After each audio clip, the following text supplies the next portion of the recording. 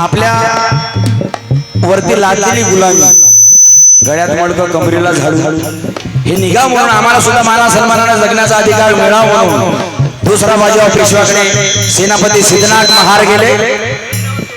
जोहार मायबाप झाला.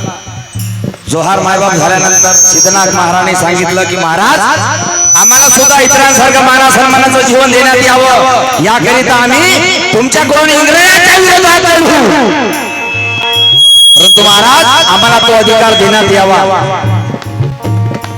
दुसरा बाजीराव पेशवा रागाने लालतुंब झाला आणि तो सिद्धनाथ महाराजांना म्हणाला, सिद्धनाथ, तुझा जन्म ही आमची चाकरी करण्यासाठी झाला, आमची सेवा करण्यासाठी झाला, तुला सुईच्या टोका इतका सुद्धा अधिकार मिळणार नाही.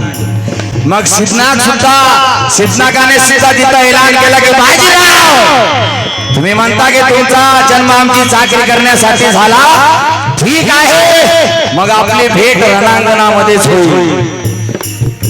500 महार सैनिक 31 डिसेंबरला 1817 या रात्रीला संभाजी महाराजांच्या समाधीचं दर्शन घेऊन गेले.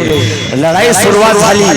काही पेशव्यांचे, काही आपले सैनिक कापल्या गेले. इंग्रज अधिकारी स्टॅटन म्हणतो सिद्धनाथ महाराजांच्या सेनेला की सिद्धनाथ, जंग में से पीछे हट जाओ.